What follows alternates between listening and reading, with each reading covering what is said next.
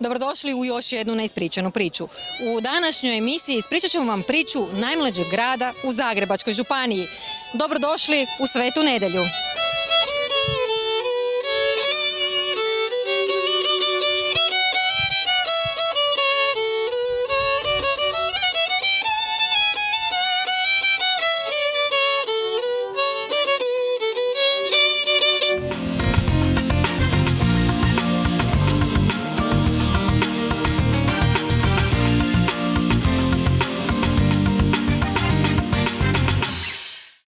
Sveta Nedjelja, najmlađi grad u Zagrebačkoj županiji, geografski je smješten na veoma privlačnom položaju koji obuhvaća ravničarski i brežuljkasti dio između rijeke Save, Okičkog i Samoborskog gorja. Svojim prirodnim ljepotama te bogatom spomeničkom i kulturnom baštinom, svetonedjeljsko područje postaje sve privlačnije odredište rekreativnog i izletničkog turizma. Hrvatski sabor je 30. prosinca 1992. godine donio odluku o osnivanju općine Sveta Nedjelja, koja je u srpnju 2006. godine proglašena gradom. Snažna poduzetnička aktivnost temelj je rasta i kontinuiranog razvoja područja, čime se grad svrstava u jedan od gospodarski i demografski najstabilnijih gradova u Hrvatskoj. Velik postotak broja poduzetnika prema ukupnom broju stanovnika Svetu Nedjelju svrstava u vrh gospodarski najrazvijenijih manjih gradova u Hrvatskoj. Iako je kao grad najmlađi u Zagrebačkoj županiji, s ponosom je sačuvao svoje povijesne spomenice, svjedočanstva života svetonedjeljskog kraja, dokaznice o kontinuitetu razvitka. Dokazana naseljenost seže pak u rimsko doba. Ovim je krajem naime prolazila glavna prometnica Rimske Panonije, povezujući Emonu i Sisciju, odnosno Ljubljanu i Sisak, pa je uz nju u današnjem mjestu Jagnjić Dolu na arheološkom lokalitetu Herešinec nađena vrijedna brončana rimska fibula koja datira na prijelaz iz 2. u 3. stoljeće. U Novakima je pak slučajno nađen sarkofag bez poklopca, ulomci rimskih opeka, novčić iz doba Konstancija I, pa se pretpostavlja da je tu postojalo rimsko naselje. Najvažniji dokaz rimske kulture pronađen je u Kerestincu. To je veliki kameni spomenik rimskom odličniku Pontiusu iz 3. stoljeća. Spomenik je pronađen potkraj 19. stoljeća, čija je kopija donedavno bila izložena u središtu Kerestinca. Sveta Nedjelja je zadržala i prirodne vrijednosti, privlačnost Save i prisavskih jezera u Rakitiju, Strmcu, Orešju i Kerestincu, pogodnih za ribolov, šetnju i biciklizam, te iznimne ljepote vinorodnih i šumovitih brežuljaka, svetonedjeljskog brega s biciklističkim i pješačkim stazama, s kojih se pružaju prekrasni vidici na cijelu zagrebačku okolicu te polja u Savskoj nizini. Biciklističke rute po svetonedjeljskim brežuljcima izazov su svim ljubiteljima brdskog biciklizma, kako zbog mnogih strmih uspona i spusteva, tako i zbog lijepih pejsaža, vinorodnih i šumovitih brežuljaka s kojih se pružaju prekrasni vidici. Svetonedjeljsko područje bogato je jezerima na kojima je razvijen športski ribolov. Osim ribolova, obala i jezera idealna su za rekreaciju, vožnju biciklima, šetnje i obiteljske izlete. Područje na lijevoj i desnoj obali Save, zapadno od Podsuseda, jedinstveno je stanište brojnih vrsta ptica. Obraslo šumom vrba, topola, johe i gustom niskom vegetacijom, brojnim meandrima i rukavcima, pješčanim i šljunčanim nanosima te močvarnim livadama. Vodozaštitno područje Strmca uz rijeku Savu proglašeno je 1971. godine ornitološkim rezervatom ukupne površine od 287 hektara. Na ovom području naročito je važno okupljanje nekih značajnih i rijetkih vrsta ptica, kao živopisni mladi gradić između Zagreba i Samobora. Sveta Nedjelja je prepoznatljiva po svojoj župnoj crkvi Presvetog Trojstva na brežuljku u srcu svetonedjeljskog naselja.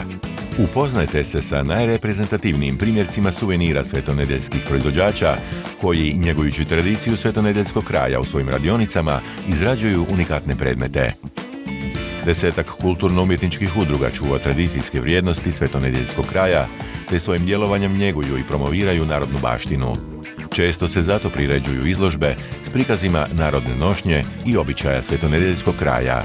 Nerijetko ih prate igrokazi kulturnih amaterskih družina da bi se što vjernije dočarao nekadašnji način života, preko prikaza blagdanskih i drugih običaja. U Svetu nedjelju mnogi dolaze, ovdje zastaju i prolaze. Vraćaju se redovito oni koji su bar jednom zakoračili u gastronomsko carstvo ovdašnje ponude. Vjerne tradicijskoj ponudi, manifestacijske aktivnosti nezaobilazno serviraju i starinska jela. Ovisno o prigodi, to su najčešće pečena guska, raca i purica, mlinci, pečeni kokot, nezaobilazni bažul, kiselo zelje na šalatu. Mirise i okuse vrhunske domaće i internacionalne kuhinje možete osjetiti i kušati na području ovog prekrasnog grada. Želite li vikend provesti u prirodi, baveći se sportom, uz to volite uzbuđenje, tada svakako posjetite ovaj životopisni kraj.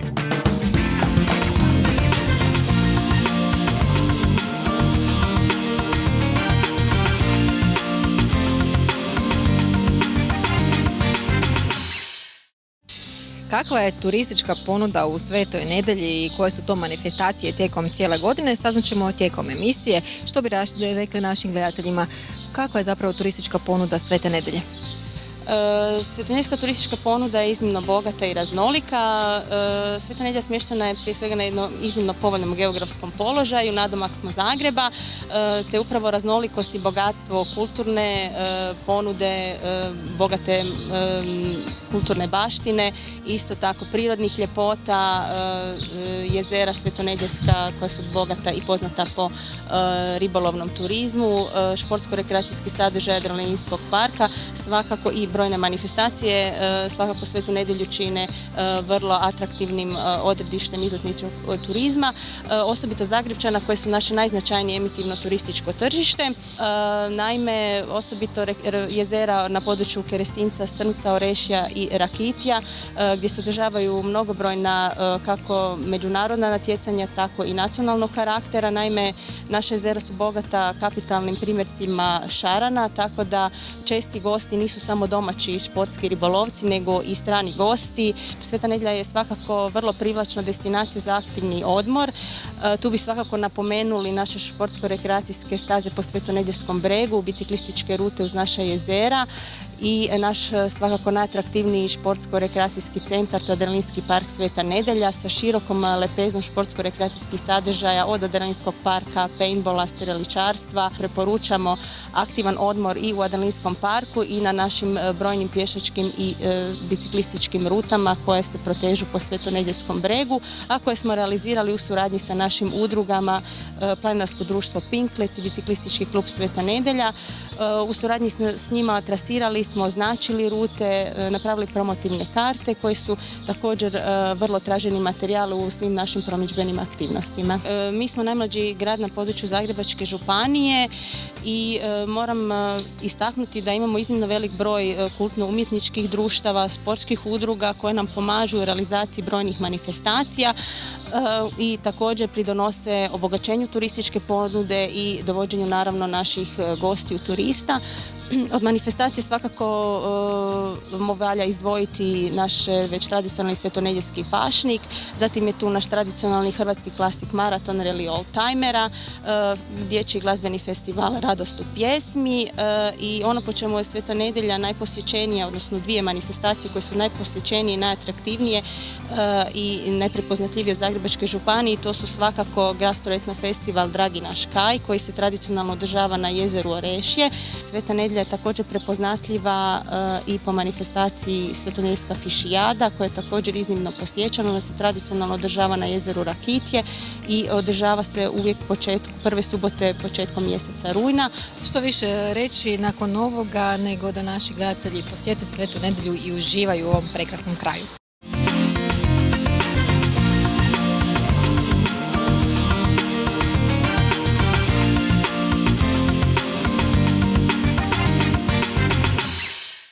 Nalazimo se na najljepšem vidikovcu u Zagrebačkoj županiji.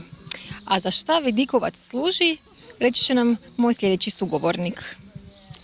Pa vjerojatno da se nešto gleda, a odavde se puno toga vidi. Što se sve vidi od ovuda? Pa vidi se dobar dio lijepe naše, zapravo i susjedne Slovenije, eto od Mokrica prema sjeverozapadu, Samoborskog gorja na zapadu, na sjeveru Zagorje, Zagorske planine, najljepši pogled na Zagreb i Zagrebačku županiju, nigdje nema tako lijepog pogleda na Zagreb, ne na Zagrebačku županiju, nego Zagrebačku goru, Medvednicu. Zatim tamo na Turopolje, Pokuplje. Kad su lijepi dani bez izmaglice, onda i Petrova gora se lijepo vidi, spomenik čak na njoj, Gola Plješevica u Lici, O koliko mi Grmeć. kilometra zapravo govorimo u krug kada ste sve to spomenuli? Puno. Teško je to sad reći, ali doista prekrasni pogledi na sve strane. Planinarsko društvo Pinklec postoji 3 godine. Nekoliko nas iskusnih planinara odlučili smo i ovom svetonedeljskom kraju, odnosno stanovnicima Svete Nedjelje, ponuditi ovu jedinstvenu, prekrasnu aktivnost, jednu od najljepših koju mogu prakticirati svi, od malih nogu do penzića, starijih osoba. U te 3 godine gotovo da nije bilo vikenda bez izleta. Svaki vikend imamo u ponudi jedan ili čak i više nekada izleta posvuda, po cijeloj Hrvatskoj, Sloveniji. Najviše naravno volimo Velebit kao i svi drugi planinari. I ovdje po Svetonedeljskim bregima redovito šećemo, organiziramo i razne pohode za građanstvo. Svake godine povodom Dana planeta Zemlje tu po Svetonedeljskim bregima šetnju. Zatim organiziramo pohode za planinare baš malo zahtjevnije, od Svete Nedjelje preko ovih naših lijepih Brežuljaka do Okića skroz. Uz planinarenje je uvijek vezana pjesma, veselje, veselice planinarske. I koje su pjesme? Uglavnom one starogradske pjesme koje inače padaju u zaborav i to mi je drago što eto mi planinari zapravo jedni održavamo te pjesme, starogradske, stare one romanse, šansone, pa i zabavne isto tako.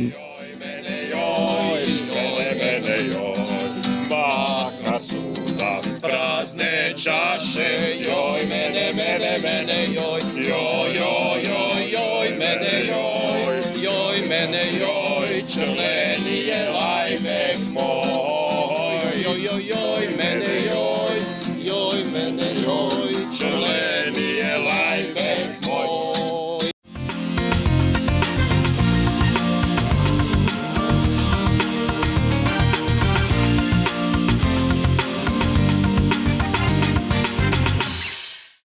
Preko 200 hektara ribnjaka. Pravi raj su za one koji se vole upustiti uz ribolov, ali i uživati u prekrasnoj prirodi. Kakvi su kapitalci ovdje ulovljeni i kakva riba obitava, saznaćemo tijekom emisije. Koliko točno zapravo ribnjaka ima, da li sam bila približno točna? Da, ova vaša procjena je stvarno blizu stvarne količine. Mi gospodarimo sa cirka 210 hektara vodenih površina koja su raspoređene na 3 glavna jezera i mi se nalazimo ispred manjeg jezera koje je uz naš ribički dom i na njega smo posebno ponosni jer smo ga i relativno lijepo uredili, a i puno je kapitalne ribe koja pruža priliku svakom sportskom ribolovcu da ju lovi, da ju fotografira i da ju pusti, što naravno možete i sada vidjeti, ljudi to čine. Znači ovdje nam dolaze prvenstveno domaći ribolovci, ali jako puno stranih ribolovaca, pogotovo iz zapadnog dijela Europe, koji su prepoznali naše vode kao prvorazredne ribičke destinacije. Kada ste spomenuli da je ovo jedno od manjih jezera ovdje, riba se ulovi i pusti, kapitalni, zapravo primjerci. Koji je to primjerak da se smatra kapitalnim? Pa gledajte, znači sportski ribolov se prvenstveno bazira sada na šaranskom ribolovu. Znači postoje 2 osnovne grupe ribolovaca, to su oni na divnim vodama, na jezerima Pastorski i Grgići i taj ribolov, a kod nas na ovim mirnim vodama, stajećim vodama je šaranski ribolov i svi ovi ribolovci koje ovdje vidite i koji dolaze, prvenstveno su ovdje da ulovi kapitalnog šarana. Mi smo im to omogućili na način da smo zaštitili ribu i u ovim vodama iza naših leđa plivaju šarani veličine 20, 25 do 30 kila. Moram reći da je kod nas ulovljen hrvatski rekord od 31 kile i nešto grama, ne mogu sad precizno reći. To znači samo da su to vrlo stari šarani, da su oni zaštićeni i da upravo pružaju priliku svakom ko dođe da ih ulovi, fotografira i neozlijeđene vrati natrag. Koliko zapravo dolazi ribića ovdje tijekom godine u ribolov? Pa naše društvo ima stalnih članova kroz godišnju članarinu na razini 500-550. Mi smo tokom prošle godine imali 1600 posjeta stranih ribolovaca, znači kroz sistem dnevnih karata. Uglavnom tu je najviše bilo Austrijanaca, Njemaca, Francuza, Italijana i naravno naših dragih susjeda Slovenaca. Nama tu dolaze ljudi iz Slavonije i svih, naravno ne iz Dalmacije, Dalmacija ima more i to se ne može s ničim supstituirati, ali Slavonija, Lika, ali prvenstveno Zagrebačka županija su tu kod nas stalno prisutni. Ovih 550 članova najmanje je manje od polovice sa područja grada Svete Nedelje. Sve ostalo su članovi iz drugih regija, iz drugih županija koji dolaze ovdje i jednostavno nalaze sebi zadovoljstvo u sportskom ribolovu.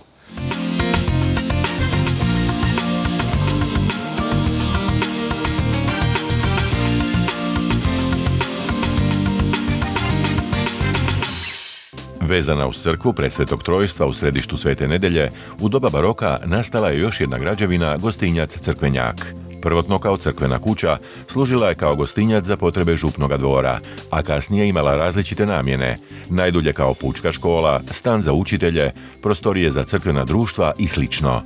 Crkvenjak je građen od 1792. do 1794. godine i tipičan je u arhitektonskom smislu za takva zdanja iz kasnog baroka. To je jednokatni objekt pravokutnog tlocrta natkriven dvostrešnim krovom. Prizemlje je građeno od kamena, a kat je drven. Iz 1860. postoji podatak da se u crkvenom gostincu Crkvenjaku održavala nastava. Zvali su je papirnata škola, vjerojatno zbog slabe gradnje. Školu je ustabilio i znatno unaprijedio u tom razdoblju osobito narodni učitelj Antun Majer, koji je učiteljevao u Svetoj Nedelji od 1860. do 1895. godine. S obzirom na to da je broj učenika dostigao već gotovo 200, kotarske i općinske vlasti odlučile su 1891. sagraditi novu školsku zgradu. Tu se nastava održavala kratko, jer je 1905. predana na uporabu nova prostorna današnja školska zgrada u Svetoj Nedelji.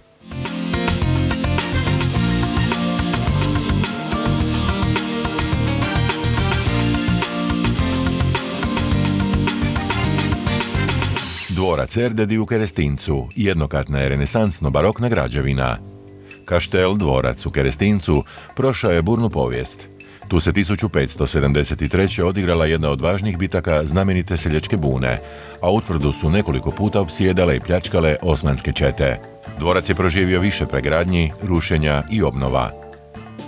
U početku je u renesansno oblikovanom tlocrtu imao 4 cilindrične kule na kutovima i 2 kata s otvorenim arkadama s dvorišne strane. U 18. stoljeću cijeli je objekt barokiziran, pa su izvršene brojne pregradnje i nadogradnje, a među ostalim sagrađeno je trokatno kameno stubište i pročelja su dobila nacifraniji barokni izgled. Dvorac i Perivoj vape za temeljitom obnovom. U aktiviranju toga neosporno velikoga gospodarskog i turističkog resursa nalaze se svakako nove razvojne mogućnosti Kerestinca i svetonedjeljskog kraja. Od ove godine Sveta Nedelja bogatija je za još jednu kulturnu manifestaciju, Svetonedjeljsko kulturno ljeto, koje se tijekom ljetnih mjeseci održava u dvorcu Erdedi u Kerestincu, u organizaciju ogranka Matice Hrvatske u Svetoj Nedjelji, a uz potporu grada Svete Nedelje. U sklopu programa Svetonedjeljskog kulturnog ljeta u atriju dvorca su do sada održani sljedeći kulturni programi: likovna kolonija, koncert Klape u Svetoj Nedelji, te festival ljubavne poezije Meda i vina. U kolovozu će se održati tamburaška večer, te u rujnu izložba fotografija Svetonedjeljskog fotokluba Klik. Ovom manifestacijom dvorac je po prvi puta otvorio vrata široj javnosti.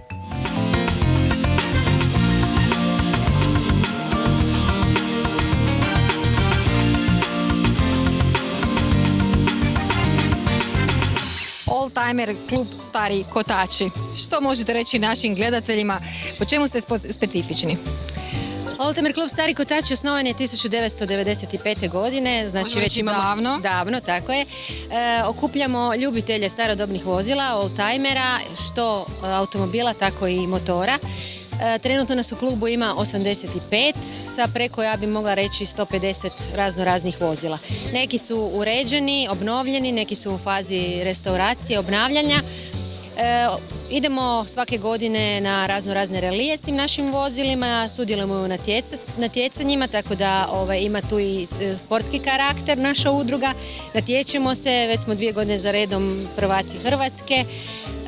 Osim toga, tradicionalno organiziramo svaki svibanj naš relij kojim želimo znači okupiti ljubitelje starodobnih vozila, ali isto tako ljudima pokazati ljepote Hrvatske, znači obilazimo razne dijelove Hrvatske i na toj trasi razne kulturne spomenike. Uvijek je to spojeno sa nekim kulinarskim užicima i sa tom sportskom notom. Nikako. Tako je, da. Spomenuli ste da imate 85 članova, što je uistinu velik broj. Od kuda su sve članovi? Da li su to članovi samo iz područja Svete Nedelje? Ovako, naš klub ima, znači udruga je u Strmcu, imamo članova iz Strmca, okolnih mjesta, Svete Nedelje, ali isto tako i Samobora pa i iz Zagreba. Našim gledateljima poručila bi da nam se pridruže. Nije uvjet da moraju biti i sami vlasnici starodobnog vozila. Znači, glavno da ih vole. Glavno da ih vole, tako je. Neka dođu, mi se nalazimo svaki utorak, znači tokom cijele godine, svaki utorak u našim klubskim prostorijama u Strmcu Samoborskom, u društvenom domu, u večernjim satima i tamo mogu zapravo dobiti sve informacije. Mi ih možemo posavjetovati, dati im informacije ako su voljni, recimo, postati vlasnici jednog oldtimera, znači daju im savjete šta da kupe, na šta da obrate pozornost i pozivamo ih da dođu. Ako ništa drugo, da nas onda svake godine isprate na našem reliju u 5. mjesecu. Ako volite stare automobile, posjetite Svetu Nedelju i ovdje ćete uistinu doći na svoje.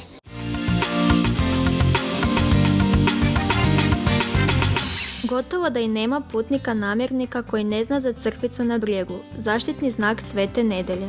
Župna crkva Presvetog Trojstva značajan je primjerak kasno-baroknog tipa crkve.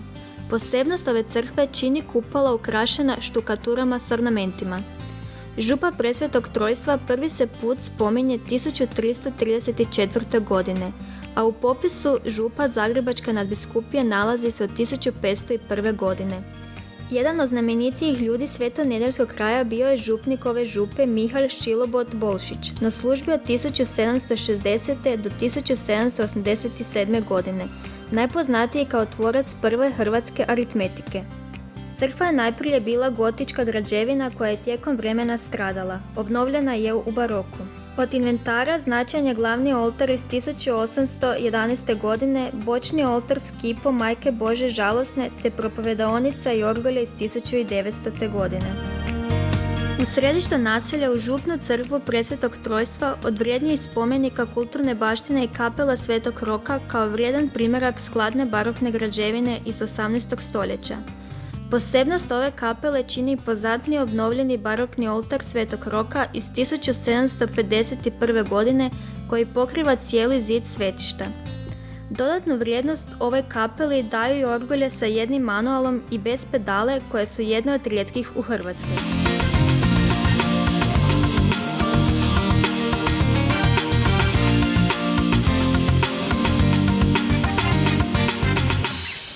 Mi smo biciklistički klub Sveta Nedjelja, znači bavimo se uglavnom cestovnim biciklizmom, imamo otprilike oko 40 članova, imamo najviše mladih članova koje najviše imamo na utrkama.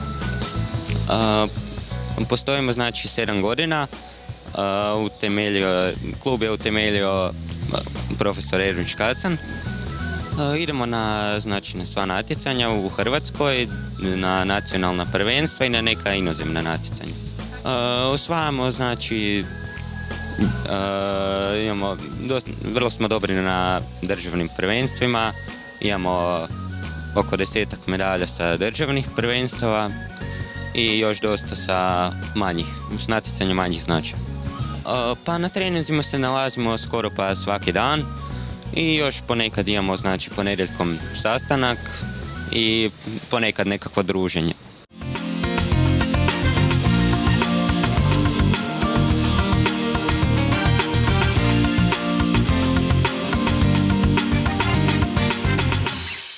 Čime se bavi udruga Kragulj, reći će nam gospođa Đurđica. Što bi rekli, od kada udruga postoji? Udruga postoji od 2008. godine, evo osnovana je na inicijativu članica koje su već i prije se bavile ručnim radom, pletenjem kraluža, izradom kinča, ručnim radovima, čipkarstvom, oslikavanjem pisanica, pa onda kako nas je bilo sve više i više, onda smo odlučili osnovati udrugu pod nazivom Kragulj. U udruzi aktivnih članica ima više od 25, ali imamo i potporne članove, imamo grupu djece. Nalazimo se pored zanimljive ogrlice. Moram reći da je izuzetno lijepa i onako malo drugačija od svih ostalih. Da, to je djevojačka ogrlica koja pripada svečanoj ženskoj narodnoj nošnji. Ona je izrađena od perlica na strunu od konjskog repa. Tehnički je rađena na 8 repova. Zapravo, koliko je to teško napraviti i koliko vam treba vremena? Pa sve zavisi od tehnike kojom se počne raditi, a inače ništa nije komplicirano kad se nauči. Ovo je trenutno, krenula sam sa košićem u crvenoj boji i sama tehnika nije toliko zahtjevna kad se u početku slada, tako da nema problema. Po čemu je još specifična ova ogrlica? Ova ogrlica je specifična po tome što je ona ušla u registar nematerijalnog kulturnog dobra, time je već ona sama zaštićena i znači ona ima sada jednu potpuno drugu dimenziju. Više nije samo svetonedeljska nego hrvatska, a isto tako i prezentiramo van, znači prema Europi. Ogrlica datira od 19. stoljeća i ona je u stvari modni dodatak koji narodnoj nošnji svečano nosila se isključivo u svečanim prigodama. Ovdje se radi punom parom. Kakvi su to proizvodi i šta se radi? To su ručni radovi vezenja, kao što ove gospođe rade, onda čipkarstvo. Morala je isto naučiti raditi čipku, pa inače za te svadbene prigode kuća se kitila sa krep papirom, pa su se radili razni lančići, cvjetni ukrasi. Što vi ovdje radite? Ja ovdje heklam. Heklanje, koliko je heklanje teško i koliko se danas uopće primjenjuje? Pa dosta se sad primjenjuje, vraća se na staro koda. Znači, prije se jedno vrijeme nije, ali sad se opet na staro vraća.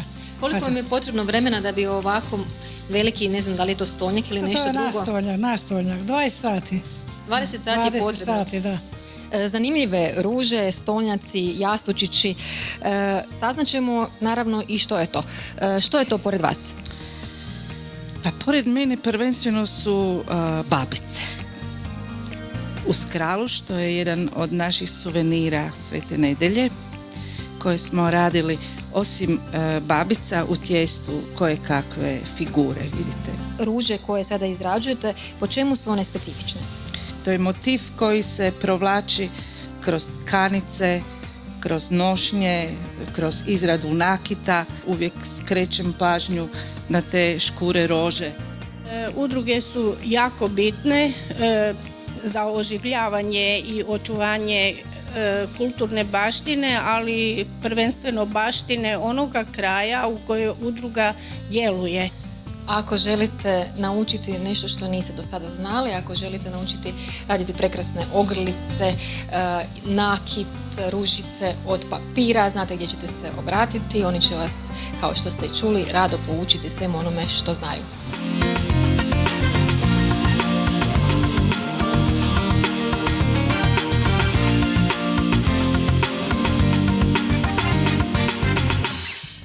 Kako se rade violine ovdje u Svetoj Nedelji, reći će nam najbolje gospodin Antun. Vi ste izradili ovu violinu. Kada ste uopće krenuli? Pa, krenuo sam ja još davno, dok sam bil mali, kod strica sam vidio violinu i on svira polako.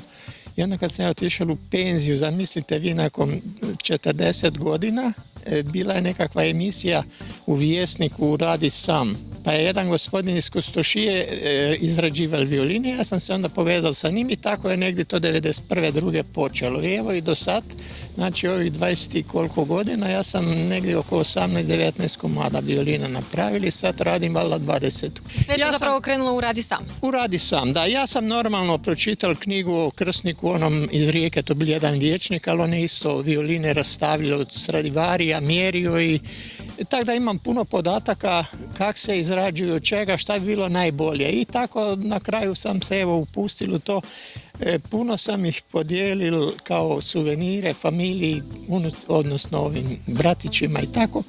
I nekoliko sam ih prodali, evo i tak se s tim zafrkavam, to mi je čisto bilo jedno lijepo zanimanje. Koliko vam zapravo treba vremena za jednu violinu? Pa čujte, ja sam obično radio po 2 komada onako u seriji, kako bi rekao, pa to traje, može biti 2-3 mjeseca.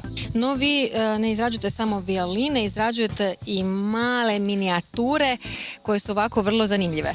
Da, onda sam jednostavno, kad sam violine već prekinuo, nekako prije 1,5 godinu, onda sam ja prvi puta bačvicu, jednu onu malu koja je unutra. I onda me počelo vezati, pa bačvica, pa da bi normalno, bačvica trebalo bi prešu da bi prešala vino. Onda iza toga pa sam išao napraviti koteo za rakiju, pa onda najbitnije je ovo ako ste vidjeli unutra. Kraju sam napravili jedan mali tkalači strojić koji radi, koja 3 cm širok trakicu može tkati. Evo, odlično. Osim violina, malih ovih minijaturica koje radite, vi ste napisali knjigu Moja sjećanja. Da, ja sam to napisao prije, to je izašlo 2008. To su zapravo bili vaši pokloni koje ste postavili? Pa uglavnom da. Dragi moji gledatelji, ako želite naučiti kako se rade violine, možete posjetiti našeg sugovornika koji će vam podijeliti jednostavno svoja saznanja o ovom vrlo zahtjevnom radu, a možda ćete i naučiti raditi male minijaturice.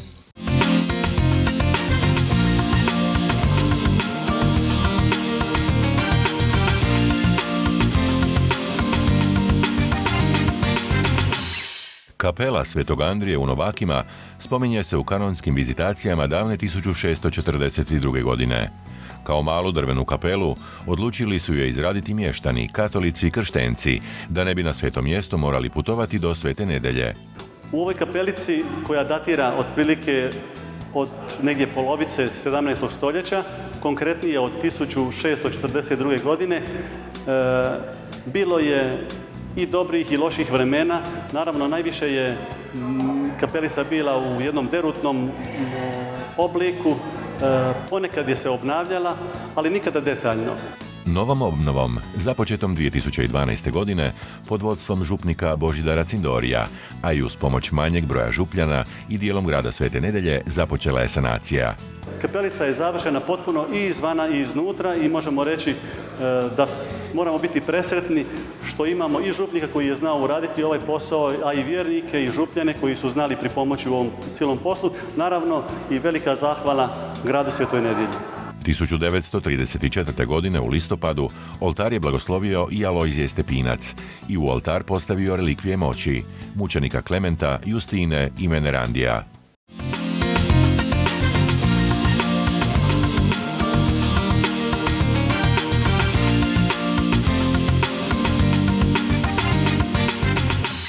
Na području Svete Nedelje djeluje mnogo kulturno-umjetničkih društava, a koja su to?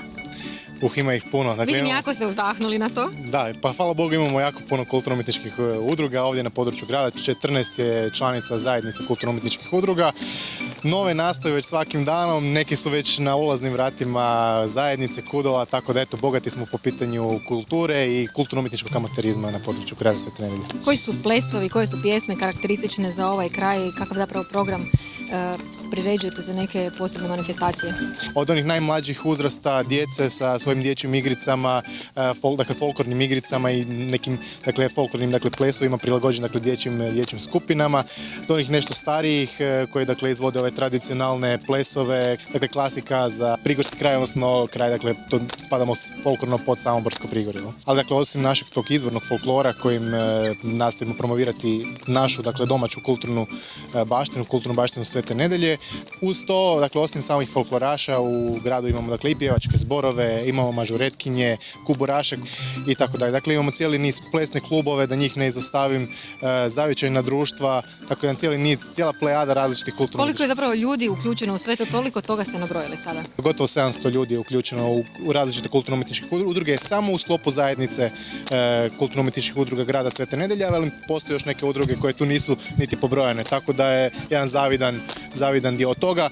Skoro 50% čine djeca i mladi, po tome smo, mislim, poznati i time se možemo stvarno pohvaliti.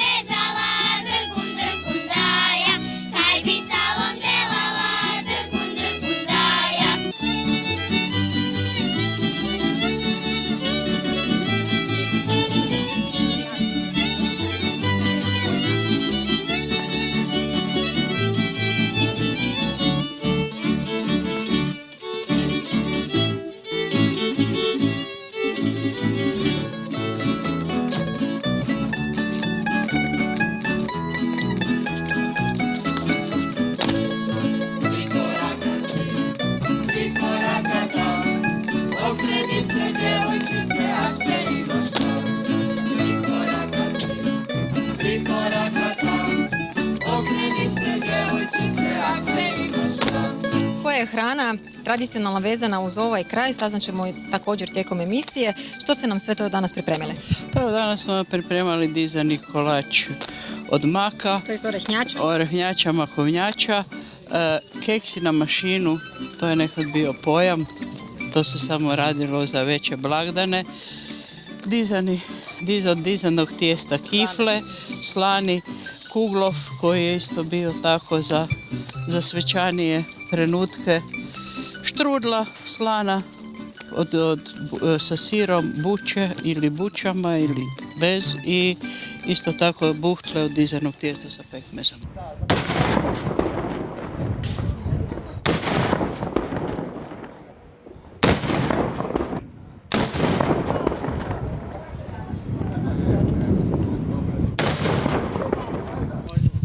Moram vam reći da se jako dobro osjećam, nalazim se među mnogo muškaraca, no po nečem su posebni, a to je po, mogu reći, kuburama, ako sam se dobro izrazila.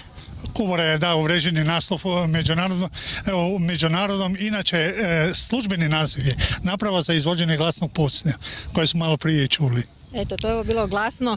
Vjerujem da je cijeli kraj zazvonio ovdje. Već su i naviknuti. 9 godina djelujemo ovdje pa već znaju. Gdje sve nastupate? Pa više manje možemo reći po cijeloj Hrvatskoj.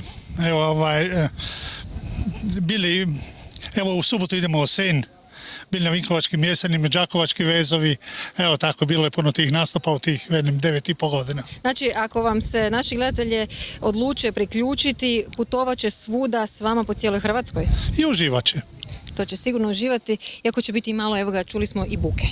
Biće i buke, ali nije opasno, evo, treba se ozbiljno s tim rokovati, postupati po riječima zapovjednika i nema nekih ozljeda ili neki nezgodela. Znači, samo vas moraju svi slušati. Upravo tako.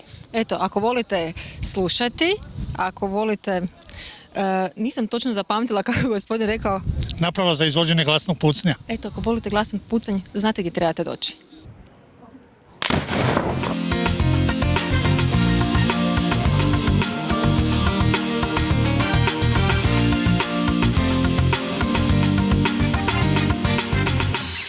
Prošlost i sadašnjost Svete Nedelje znamo, no kakva će biti budućnost, najbolje će nam reći gradonačelnik.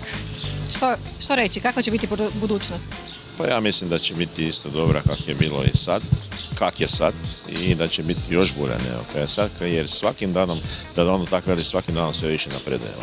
Ja se nadam da ćemo i sad napredovati isto tim tempom koji smo i sad napredovali i da ćemo dalje graditi, naravno, ono kaj je najpotrebnije. Ovaj put malo manje ispod zemlje, malo više iznad zemlje, ovaj put malo više nadogradnje, kulture, turizma i ostale stvari, jer većinu stvari koje se trebalo raditi ispod zemlje smo završili.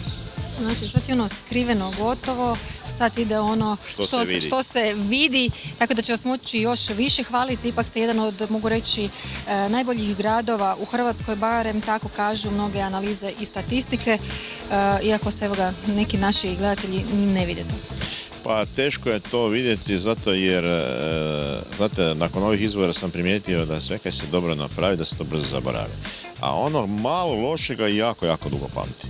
Tako da ako imate jednu cesticu raskopanu i unutra je jedna graba, to je puno veći greh nego ako ste napravili 5 km lijepe asfaltirane ceste. I još samo za kraj, ipak planovi budućnosti, pa gledajte, osim ovoga da se vidi. Da, evo imamo stvarno urediti kao prvo, napraviti strategiju kojim će smjerom ići, kao drugo, završiti ovo što se do sada radilo, da se to završi u nekakvim razumnim vremenima. Znači, projekti iz turizma, projekti iz kulture, projekti iz škole. Znači, školstvo, učenje, kultura, odnosno obrazovanje, kultura i turizam, mislim da su nam to prioriteti i da ćemo u tom smjeru ići.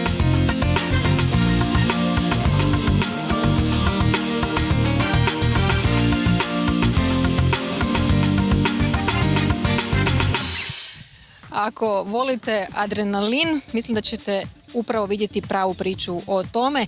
Ja sam spremna, čula sam da mi se neće ništa desiti, uistinu se i nadam. Zapravo, kakav je ovo adrenalinski park, što se ovdje može probati i vidjeti?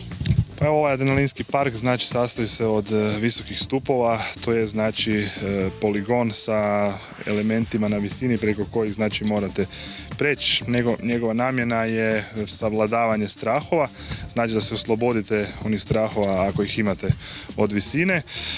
Što se tiče tog visinskog poligona, znači on se sastoji od sajli, užadi, visećih nekakvih balvana koji se u principu svi miču, znači onako je malo neugodan osjećaj kad se šećete preko toga, ali tako mora biti da bi bilo zanimljivo. Nije znači u ovom adrenalinskom parku ništa opasno, znači na svakom elementu je nekako dvostruko osiguranje, znači ne može se ništa dogoditi ako ćete poštovati sve ona pravila i stvari koje vam na početku objasnimo, znači neće se ništa dogoditi i nemoguće je da se dogodi. Adrenalinski park, znači ovdje smo, po čemu smo i najpoznatiji od 2004. 2005. godine, to je paintball, znači imamo 3 terena za igru u sklopu našeg adrenalinskog centra i jedan šumski teren koji je udaljen 3 km od našeg adrenalinskog centra. Uz paintball tu je i vožnja na quad vozilima po stazi omeđenoj gumama, znači nemamo nekakve ture nego isključivo vožnja unutar adrenalinskog centra. Ljudski stolni nogomet, streličarstvo, gađanje lukom i strelom, gađanje zračnim puškama, plus znači još nekakvi elementi ovako više penzionerski, kako volimo reći, viseća kuglana, bočalište ili mini golf kombi staza. Kome je sve namijenjen? Tko dolazi? Pojedinci ili grupe? Pa adrenalinski centar znači naš je namijenjen svima, znači svi su dobrodošli i stvarno imamo da kažem šaroliko društvo koje dolazi. Tu je od klinaca, znači proslave dječjih rođendana do nekakvih poslovnih grupa gdje se dolazi na nekakve znači team building programe ili obični individualci, da tako kažemo, znači koji kroz vikend dečko, cura, muž, žena s djetetom želi doći i jednostavno se malo zabaviti. Znači mogu se javiti nama direktno, znači paintball adrenalin centar Sveta Nedjelja ili mogu sve informacije dobiti preko turističke zajednice grada Sveta Nedjelja.